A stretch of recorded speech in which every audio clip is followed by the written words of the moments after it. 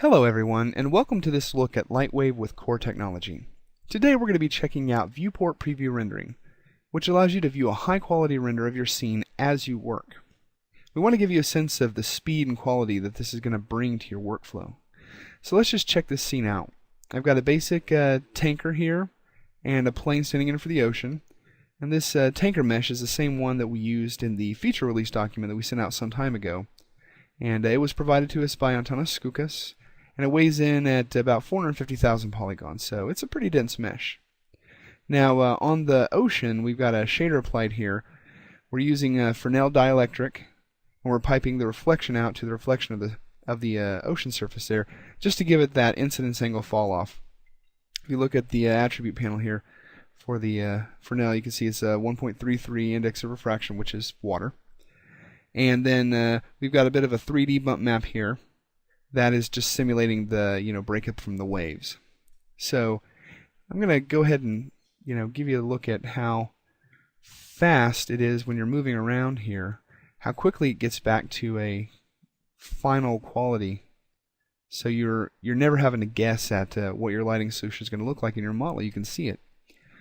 And what may not be obvious here is that global illumination has actually been activated this entire time. So you can see the white polygon spilling out onto the decking there.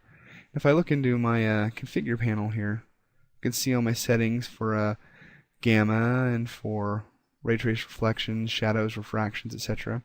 It's got a backdrop color. The radiosity solution does support a backdrop color, and you can see it spilling the blue into the scene there. And here's my radiosity settings. So I've got Monte Carlo radiosity on. I am using interpolation. You have the option to not use interpolation and go for a full Monte Carlo solution. And will you see some improvement in quality? Probably. But you got to weigh that against the time, and frankly, the interpolated mode is pretty darn good. And so I tend to stick with that too. So, it's always a balancing act, but sometimes it's good to cheat. And so I'm going to turn that back on. And I can even turn my maximum bounces up to 3 here. And, start to see all those bounces down there in those tight areas. Just like LightWave, you've got complete control over all your radiosity settings there. And turn that back down to 1 for the purposes of this demo. So you get a feel now for how fast this is, just moving around and getting set up there, and just let it resolve for a second. And you can see you can work in this mode, you can model in this mode, but as impressive as all this is with a ship, it's just one ship. But how much more impressive would it be if there was a whole fleet of ships, right? So conveniently, over here in the layers panel, I have a bunch of instances that I can activate. Boom, there you go. Now we got 8 ships. And you can see that, even though I've got that much more geometry, this is going to be about 3.6 million polys there, it still resolves really fast. And this is still having the radiosity on. And they're reflecting and shadowing each other. And they're instances, so that if I go back and I make a change to the original object here, that's going to propagate down throughout the whole thing. So I'm actually going to do that right now. And I'm going to pick my original object, and you can see that the pre-selection highlighting is actually working on top of VPR. Now the selection doesn't quite work there yet. That's going to come in a later build. But for now, I'm going to select a line of polys here.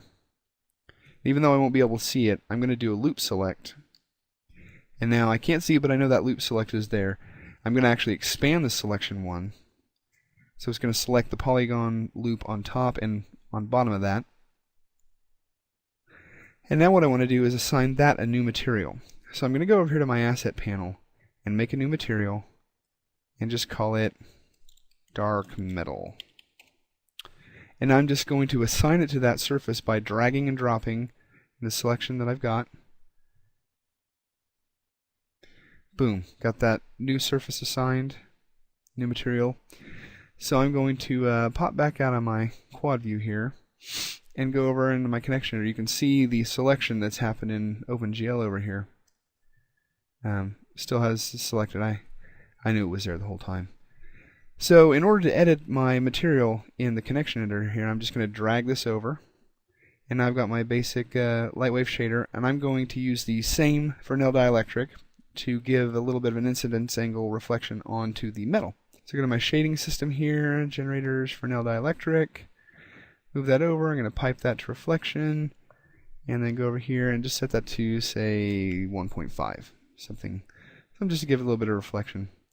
And then I want to just look at the overall surface and set that down to, like, say, to very dark paint. You can see updating in real time there. Let's maximize that. Low diffuse, give it some spec. Glossiness is 0.4 is pretty good there.